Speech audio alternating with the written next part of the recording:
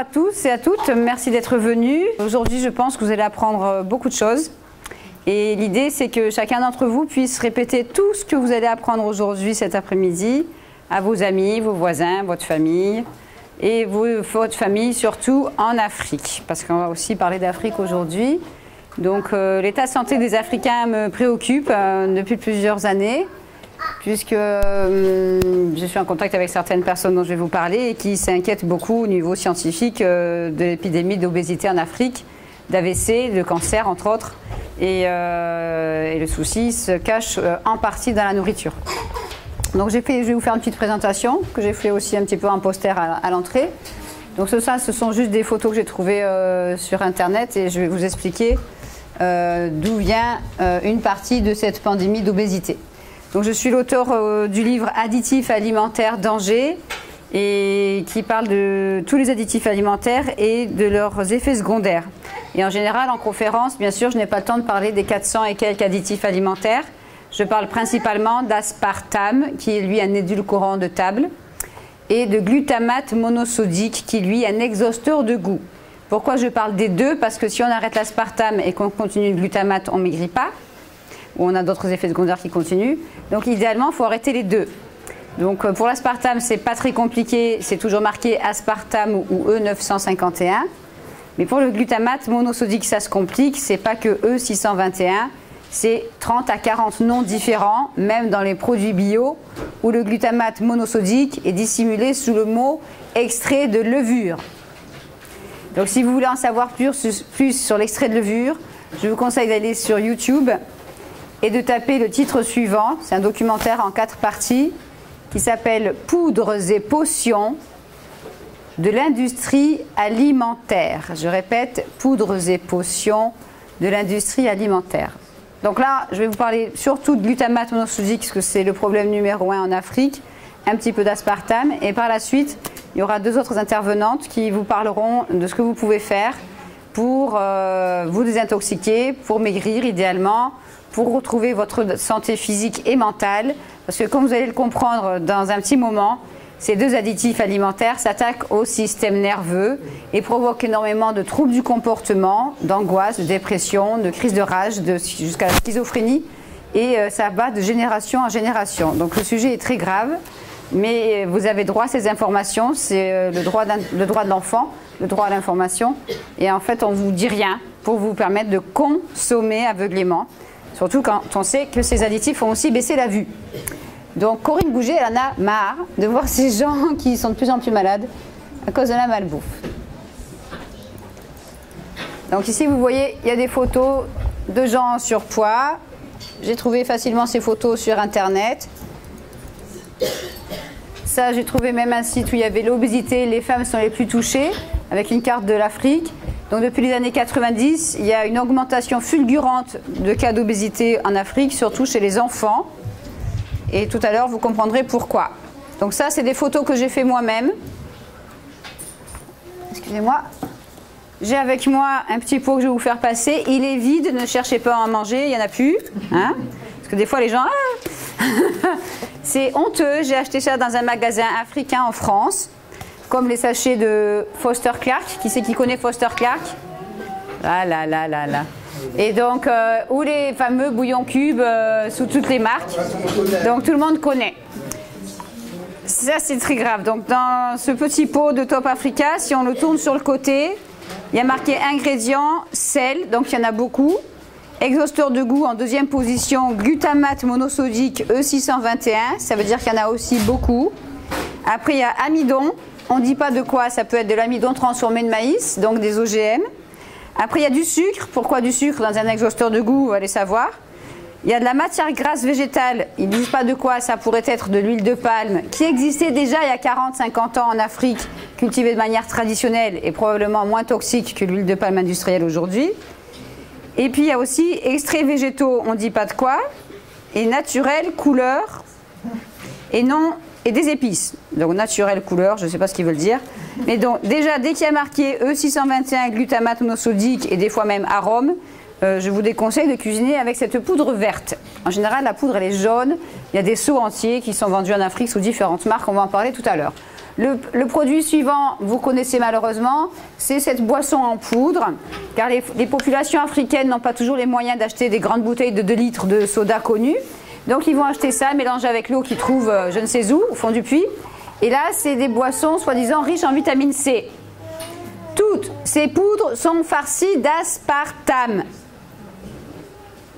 Donc si on mange ça le matin ou pendant un repas, plus après du riz cuit avec ça, c'est parti pour l'obésité morbide. Mais on ne va pas le dire, ça donne du goût. Donc du coup, il est très important d'essayer de lire les étiquettes et pour ceux qui ne savent pas lire, se faire aider par ceux qui savent lire. Donc j'ai des lecteurs au Sénégal, par exemple, qui ont formé une manifestation de 300 jeunes étudiants pour dénoncer le glutamate monosodique au Sénégal en 2008. Et donc le premier, celui qui m'avait contacté, il s'appelle Mustapha, et il était fier, il m'a dit « Maman, je suis devenu un soldat de la santé ». Donc à vous de devenir aussi des soldats de la santé. Et c'est beaucoup de bonheur de voir qu'il y a des étudiants africains qui se mobilisent sur place pour informer les autres. Il n'y a que comme ça qu'on pourrait y arriver. Il y a aussi des touristes qui viennent des fois en Afrique et qui offrent des petites sucettes, des bonbons, des chips, des paquets de biscuits. Donc il faut faire attention aux cadeaux empoisonnés. J'ai choisi cette photo parce que je trouve qu'elle est artistiquement assez intéressante. Et cette sucette est remplie d'arômes, donc ils contiendront encore du glutamate monosodique 1 à 3 fois dans le mot arôme. Et ce colorant bleu que tout le monde adore dans certains bonbons ou chewing-gum ou autres boissons, c'est le E133.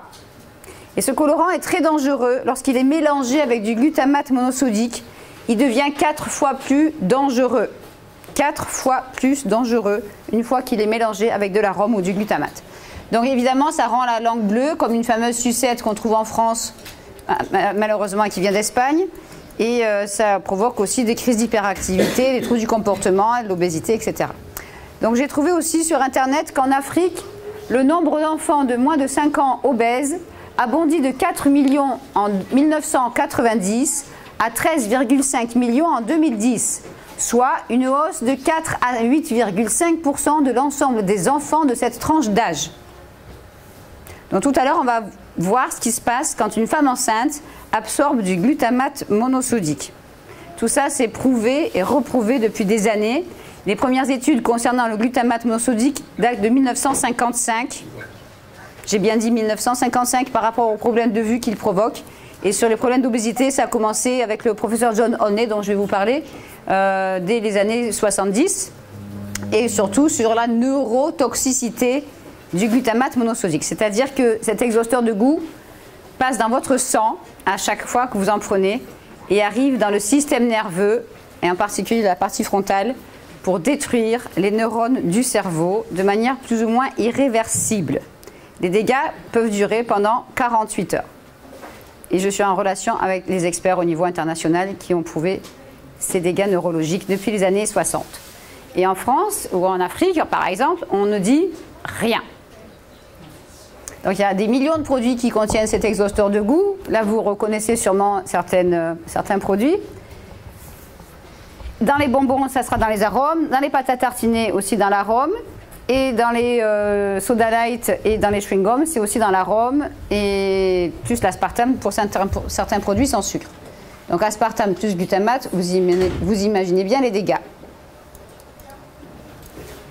Donc une des raisons de cette pandémie d'obésité vient de 2 additifs alimentaires addictifs, parce qu'ils provoquent aussi l'addiction.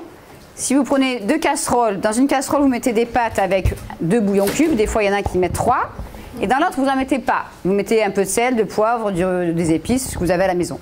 Quand vous allez manger l'assiette de pâtes sans glutamate, vous allez être plus rapidement rassasié que si vous mangez l'assiette qui a été cuite avec le glutamate monosodique. Parce que le glutamate va se loger dans le cerveau et provoquer une envie de manger encore. D'où le problème de ces produits-là. Quand je montre ça aux enfants dans les écoles, c'est vide, ils tremblent, ils ont envie d'en manger instantanément. Ça rend accro. Ça agit sur le cerveau comme de la drogue. Et c'est dénoncé aux États-Unis à la télé comme étant pire que de la cocaïne. Et on en donne aux enfants. Donc les troubles du comportement chez l'enfant de 2 ans et demi environ, je l'ai vu dans un train, ça commence 15 minutes après ingestion, parce que le cerveau est beaucoup plus sensible qu'un adulte. Et les troubles du comportement chez une personne de 77 ans, ça peut commencer 20 à 25 minutes après. Donc crise de colère, grossièreté, crise de démence, agressivité. Et donc cette personne, c'est une amie en plus, cette personne réagissant de la sorte, eh bien, on l'enferme dans sa chambre et elle mange dans sa chambre depuis des mois parce qu'elle est antisociale. Ça, c'est dans une maison de retraite, bien sûr. On lui donne des soupes au glutamate monosodique. Donc ça va très très vite au niveau des troubles du comportement. Donc ces deux additifs provoquent une addiction intense. Ils sont dissimulés dans des millions de produits, voire presque tous pour le glutamate monosodique. Et donc ils sont beaucoup plus addictifs que les graisses ou le sucre qui font aussi grossir, mais ils vont faire beaucoup plus grossir que les graisses et le sucre qui existaient déjà. Donc vous avez déjà pris note, je pense, du mot glutamate monosodique. C'est souvent aussi marqué glutamate de sodium, arôme naturel, maltodextrine, etc. Tous les noms sont dans mon livre et la liste est longue, on ne va pas la lire maintenant. Et donc l'aspartame, c'est E951. Ces deux additifs alimentaires sont fabriqués par la même firme, le même lobby. Quand je vous dis le mot Monsanto, vous devez connaître, mais Monsanto est derrière Ajinomoto. Et Ajinomoto a des usines en France, au Japon, un peu partout dans le monde. Et aussi a signé des contrats avec des tas de lobbies pour mettre tous ces produits à l'intérieur. Donc le but du glutamate de sodium dont je vais vous faire passer le sachet, vous verrez qu'il y a marqué Since 1909, ça veut dire depuis 1909. Et selon le professeur Robert Blaylock dont je vais vous parler tout à l'heure, les quantités de glutamate monosodique ont été multipliées par 2 ou 3 tous les 10 ans. Donc comme ça fait plus de 102 ans que ça existe, vous imaginez bien que maintenant les quantités sont gigantesques, ce qui provoque des cas d'obésité morbide en France. J'ai eu la confirmation hier, mais je n'ai pas encore vu ces cas-là. Des gens de 40 ans en France, messieurs, dames, qui pèsent 300 kilos. Alors là, je veux le voir pour le croire, mais je fais confiance à la personne qui me l'a dit. Et depuis 2 ans en France, on a des cas de 15 ans, un garçon de 15 ans, resté assis, qui pesait 157 kilos et à qui on venait mettre un ballon dans l'estomac pour qu'il mange moins. On enlève des morceaux d'estomac, on met des anneaux gastriques et on ne va pas changer l'alimentation. C'est affolant. Donc il y a un film qui est très intéressant sur YouTube qui s'appelle Gros, malade et presque mort. Allez voir ça, c'est sous-titré en français, ça vaut le coup. Donc il n'y a pas besoin de toutes ces opérations qui rapportent pourtant autant d'argent si on ne change pas l'alimentation à côté. Donc ces deux additifs sont neurotoxiques. C'est prouvé depuis des années, depuis les années 60 pour le glutamate, et pour l'aspartame, c'est prouvé depuis les années 70 sur des singes, des rats et des lapins. Et il faut comprendre aussi que l'espèce humaine est beaucoup plus sensible que l'espèce animale. Donc si un rat, ça va lui faire quelques symptômes, l'être humain, ça va lui faire multiplier par 10, 100, et surtout chez les enfants. Tout ça a été prouvé et reprouvé depuis fort longtemps. On appelle ça la famille des excitotoxines, et le terme excitotoxine a été créé par le professeur John Olney, dont je vais vous parler tout à l'heure. Donc c'est des molécules qui arrivent dans le système nerveux et qui excitent les neurones du cerveau pour les faire exploser. Pour l'aspartame, ça dure pendant 1 heure à 12 heures après chaque dose, surtout beaucoup plus violemment par les bonbons et les chewing-gums. Et pour le glutamate monosodique, dont on a découvert il y a quelques années qu'en fait il attaquait aussi le cœur, les poumons et qu'il amplifiait les tailles des tumeurs, des tumeurs cancéreuses, les effets secondaires peuvent durer jusqu'à 48 heures après chaque dose. Je dis bien après chaque dose, même une gorgée de boisson ou un chewing-gum. Donc il vaut mieux prévenir que guérir, étant donné que les deux additifs peuvent provoquer des crises d'épilepsie. Entre autres, on va parler des effets secondaires tout à l'heure. Donc là, je vous présente les plus grands experts au monde. Ils sont des centaines, mais là, les plus importants. Voici le professeur John Olney, que vous pourrez voir dans une vidéo qui s'appelle « La vérité sur le glutamate monosodique » que j'ai fait sous-titrer par un de mes lecteurs. Cette vidéo date de novembre 1991. Elle est repassée à la télé en janvier 92 aux États-Unis et aucun média français ne l'a transmise en français à l'époque à la télévision. C'est honteux. Donc John Olney, un des premiers experts au monde qui s'est battu pour dénoncer le glutamate monosodique et pour le faire retirer des aliments pour enfants dans les années 70. Finalement, ils ne l'ont pas retiré, ils ont changé le nom. Il y a des produits pour enfants qui contiennent 2, 3, voire 4 sources de glutamate monosodique. et des plats en boîte en France de marques très connues que vous voyez sur la table qui peuvent contenir jusqu'à 6 sources de glutamate monosodique. J'ai vu même des chips avec 7 sources de glutamate monosodique, des chips premier prix dans des tubes en carton. Donc ça c'est un extrait, une photo de cette vidéo. Le professeur John Olney dit que c'est une menace de dégâts irréversibles sur les cerveaux humains non matures. Donc pour lui, un enfant qui consomme du glutamate monosodique, les dégâts sont irréversibles. Personnellement, je connais 4 enfants que j'ai aidés à l'étranger et qui vont tous mieux à partir du moment où on ne leur donne plus jamais ces excitotoxines. Donc ça sera dans un prochain film. Donc voilà, si John Olney, il a fait plus de 200 études sur ce sujet et articles. Et il est toujours en vie et il a participé à différents documentaires américains. Ici, vous avez le docteur George Schwartz, qui est un toxicologue qui avait écrit ce livre il y a plus de 20 ans aussi, dans les années 90, et qui est dans la vidéo. Et donc lui, il a commencé à déranger les industriels avec ce petit livre-là. Je vais vous montrer la couverture sur la présentation. Donc en français, ça s'appellerait... Hop là. Le mauvais goût du syndrome du glutamate monosodique. Ce livre non plus n'a jamais été traduit en français malheureusement. Pourtant, il y a même des recettes à la fin. Et dans ce livre, il explique tous les effets secondaires du glutamate, dont le fait qu'on presse du poids, que ça fait prévieillir la peau, que ça provoque des problèmes de vue et que ça fait de graves troubles du comportement. Ça peut provoquer des crises de colère, des états dépressifs et donc ça peut aller jusqu'au divorce. Et quand j'ai lu ce passage, je me suis dit c'est bizarre. Je me souviens quand j'étais toute petite, j'avais 9-10 ans. Ma mère, des fois, cuisinait avec 1 ou 2 cubes que vous avez dans le caddie. Et puis l'après-midi, mes parents se criaient dessus. Ils avaient fait faire la sieste parce qu'ils étaient soudainement fatigués. Et je me suis dit, c'est peut-être pour ça qu'ils ont divorcé quand j'avais 14 ans, mais allez savoir. À l'époque, c'était moins dosé. Aujourd'hui, 40 ans plus tard, les quantités sont exponentielles. Ça a été multiplié par 2 ou voire 3 fois tous les 10 ans. Donc vous imaginez bien que dans un paquet de chips, il y a de quoi rendre un enfant violent en 15 minutes. Et quand on arrête, ça va mieux. Donc vous pouvez aussi aller sur YouTube et regarder la vidéo « Enfant » au pluriel, « Tube » au pluriel, à essai sur pâte. Ça dure 4 minutes 55.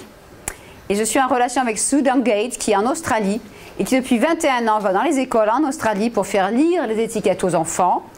Et les enfants reçoivent une liste d'additifs à éviter. À la cantine, on retire les additifs dangereux. Et en 2 semaines, tous les enfants vont mieux physiquement et mentalement.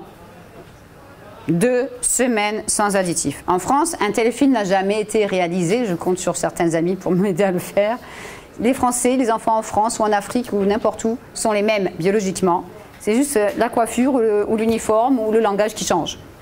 Seulement la France est dirigée par les lobbies et les supermarchés. Donc on ne va rien dire.